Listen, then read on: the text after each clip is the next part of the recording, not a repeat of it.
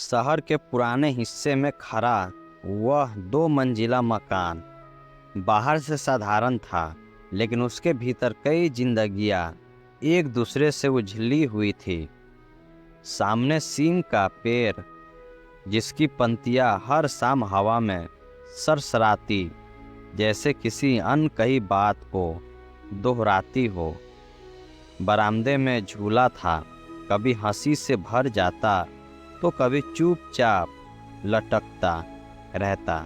इसी घर में रहती थी पूजा, अपने पति राहुल के साथ। पूजा को लोग सुलझी हुई औरत कहते थे। वह रिश्तों को निभाना जानती थी। हर परिवार, समाज, सब कुछ संतुलन में रखती थी। उसकी मुस्कान में अपनापन था, लेकिन आंखों में एक अस्थाई थकान, जैसे वह हर दिन खुद को थोड़ा थोड़ा छोड़ती जा रही हो। शादी के 5 साल बाद भी उसके और राहुल के बीच सम्मान था, साथ था, पर वह शुरुआती संवेदन कहीं पीछे छूट गया था। राहुल शांत स्वभाव का था, बहुत से दूर, टकराव से बचने वाला। वह पूजा से प्यार करता था, पर उसे व्यस्त करने में अक्सर चूक जाता। वह मानता था कि प्यार रोजमर्रा की जिम्मेदारियों में छुपा होता है। समय पर घर आना, खर्च संभालना, बड़े बुजुर्गों का ध्यान रखना। उसे एहसास नहीं था कि पूजा को कभी कभी बस सुने जाने की जरूरत होती है। इसी घर में कुछ महीनों के लिए पूजा की छोटी बहन काव्या आकर रहने लगी। कॉलेज पूरा कर चुकी थी, नौकरी की तलाश में। काव्या में एक बेचैनी थी, सपनों को जल्दी छू लेने की बेचैनी। वह तेज थी, संवेदनशील थी और अपने आत्म सम्मान को लेकर बेहद सजग। पूजा के लिए काव्या सिर्फ बहन नहीं, उसकी सबसे भरोसेमंद दोस्त भी थी।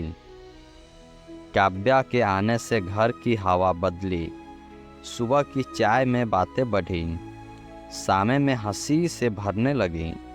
पूजा को अच्छा लगता, उसे लगता उसका घर फिर से जवाब हो गया है। राहुल भी हल्का महसूस करने लगा। वह काव्या से सम्मान बातचीत करता। नौकरी, शहर, भविष्य, सब कुछ सहज था, बेदाग। पहली दरार बहुत मामूली थी। एक शाम बिजली चली गई। बारिश की हल्की बूंदें छत पर गिर रही थी।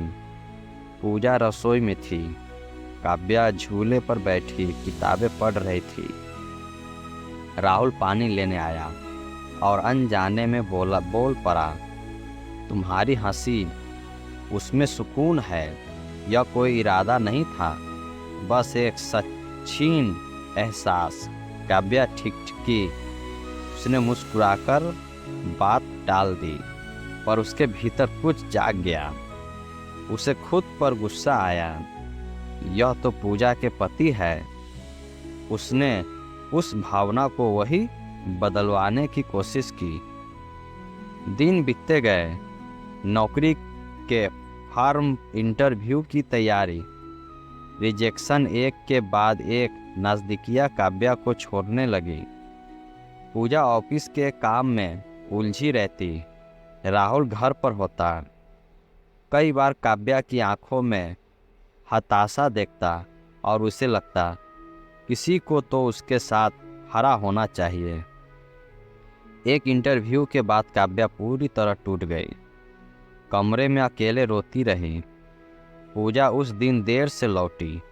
राहुल ने दरवाजे पर दस्तक दी। अगर बात करना चाहो, मैं यही हूँ। काव्या ने दरवाज़ा खोला। आंसू बह निकले।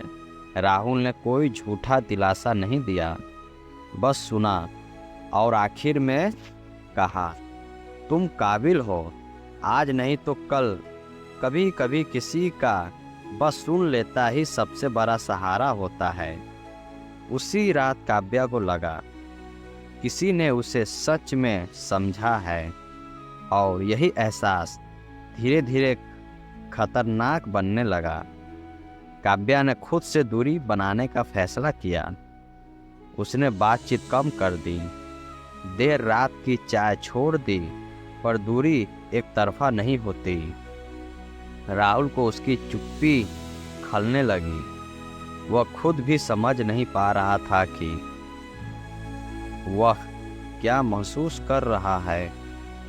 चिंता या कुछ और। पूजा सब देख रही थी, पर उसे कुछ गलत नहीं लगा। उसे भरोसा था अपनी बहन पर भी, अपने पति पर भी। उसने कभी सोचा ही नहीं था कि भरोसा भी कभी कभी आंखों पर पट्टी बन जाता है। एक दोपहर बारिश हुई, छत पर पानी गिरा। काव्या छत पर चली गई। राहुल भी वहीं पहुंचा। काव्या बोली, छत से शहर अलग दिखता है।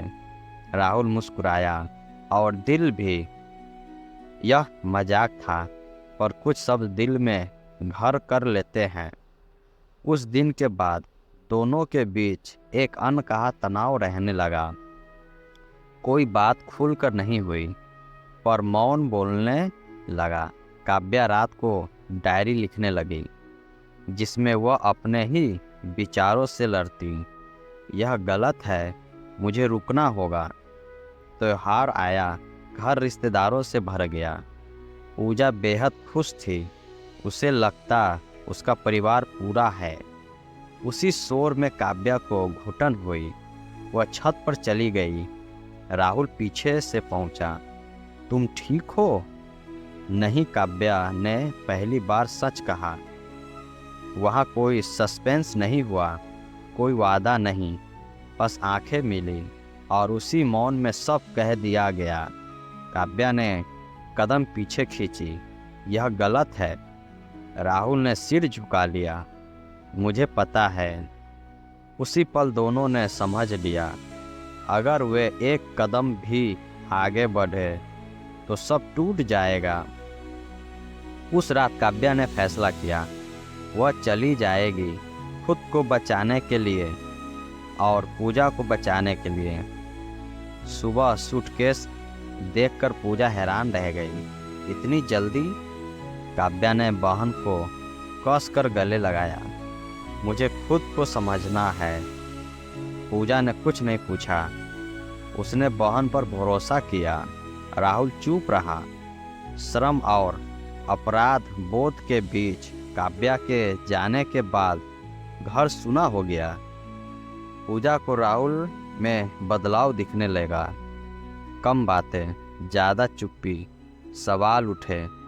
एक दिन काव्या की डायरी का एक पन्ना उसके हाथ लग गया। उसमें कोई स्वीकारोक्ति नहीं थी, बस संघर्ष और खुद से नफरत। पूजा बैठ गई। आंसू गिरते रहे। यह पूरा सच नहीं था, पर काफ़ी था। उस रात उसने पूछा, क्या तुमने मुझे धोखा दिया? राहुल ने झूठ नहीं बोला। उसने सच नहीं कहा, पर इतना कहा कि भरोसा दरक जाए। पूजा ने कमरे का दरवाज़ा बंद कर लिया।